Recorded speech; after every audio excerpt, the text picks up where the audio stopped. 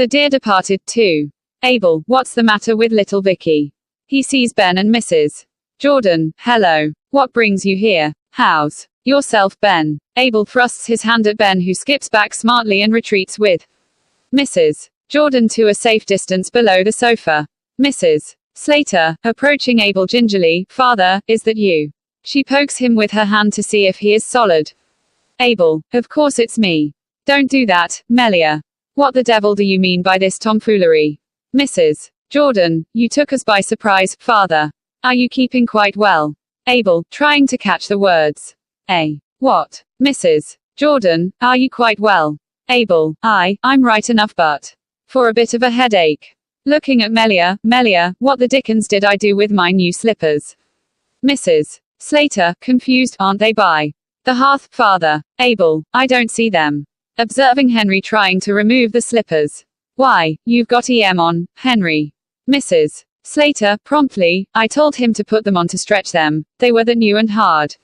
Now, Henry. Mrs. Slater snatches the slippers from Henry and gives them to Abel, who puts them on and sits in armchair. Mrs. Jordan, to Ben, well, I don't call that delicate, stepping into a dead man's shoes in such haste. Victoria runs across to Abel and sits on the floor at his feet. Victoria, oh, Grandpa, I'm so glad you're not dead. Mrs. Slater, in a vindictive whisper, hold your tongue, Victoria. Abel, what's that? Who's gone dead? Mrs. Slater, loudly, Victoria says she's sorry about your head. Abel, thank you, Vicky, but I'm feeling better. Abel, why, Ben, you are in mourning. And Lizzie too. And Melia, and Henry and little Vicky. Who's gone dead? It's someone in the family. He chuckles. Mrs. Slater, no one you know, Father. A relation of Ben's. Abel, and what relation of Ben's? Mrs. Slater, his brother. Ben sad-faced to Mrs. Slater, damn it, I never had one. Abel, dear. And what was his name? Ben. Ben, at a loss, He crosses to front of table. Mrs. Slater, right side of table, prompting, Frederick.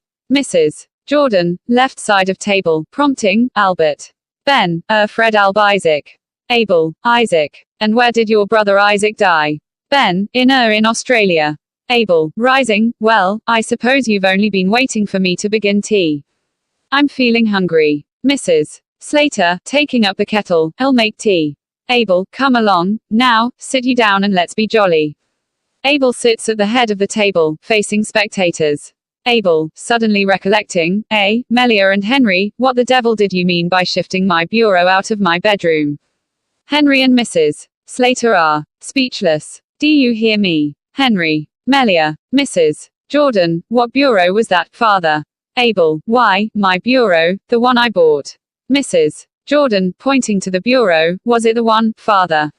Abel, that's it. What's it doing there? A pause. The clock on the mantelpiece strikes 6. Everyone looks at it. Drat me if that isn't my clock, too. What the devil's been going on in this house? A slight pause. Ben, well, I'll be hanged. Mrs. Jordan, rising, I'll tell you what's been going on in this house, Father. Nothing. Short of robbery. Mrs. Slater, be quiet, Elizabeth. Mrs. Jordan, I'll not be quiet. Oh, I call it double-faced. Henry, now, Elizabeth. Mrs. Jordan, and you, too. Are you such a poor creature that you must do every dirty thing she tells you? Abel, rising, thumping the table, damn it all, will someone tell me what's been going on? Mrs. Jordan, yes, I will. I'll not see you robbed. Abel, who's been robbing me? Mrs. Jordan, Amelia and Henry. They've stolen your clock and bureau. Working herself up. They sneaked into your room like thieves in the night and stole them after you were dead. Henry and Mrs. Slater, hush. Quiet, Elizabeth. Mrs. Jordan, I'll not be stopped. After you were dead, I say. Abel, after who was dead? Mrs. Jordan, you. Abel, but I'm not dead. Mrs. Jordan, no, but they thought you were. A pause. Abel gazes round at them. Abel, oh ho, so that's why you're all in black today. You thought I was dead. He chuckles. That was a big mistake. He sits and resumes his tea. Mrs. Slater, sobbing, Father. Abel, it didn't take you long to start dividing my things between you. I'll tell you what I'm going to do.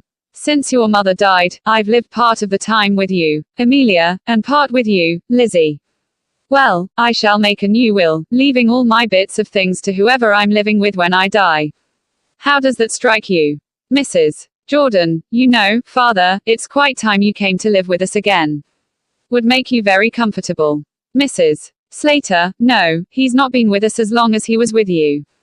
Mrs. Jordan, I may be wrong, but I don't think father will fancy living on with you after what's happened today. Abel, it seems to me that neither of you has any cause to feel proud about the way you've treated me. Mrs. Slater, if I've done anything wrong, I'm sure I'm sorry for it.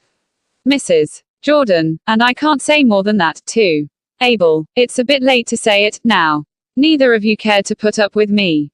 Mrs. Slater and Mrs. Jordan, no, father. Abel, you both say that because of what I've told you about leaving my money. Well, since you don't want me, I'll go to someone that does. Ben, come, Mr. Merriweather, you've got to live with one of your daughters. Abel, I'll tell you what I've got to do.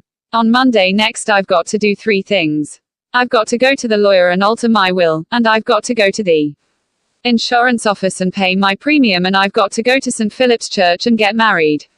Ben and Henry, what? Mrs. Jordan, get married. Mrs. Slater, he's out of his senses. General consternation. Abel, I say I'm going to get married. Mrs. Slater, who to? Abel, to Mrs. John Shorrocks, who keeps the Ring-O Bells. We've had it fixed up a good while now, but I was keeping it for a pleasant surprise. He rises. I felt I was a bit of a burden to you, so I found someone who'd think it a pleasure to look after me. We shall be very glad to see you at the ceremony. He gets to the door.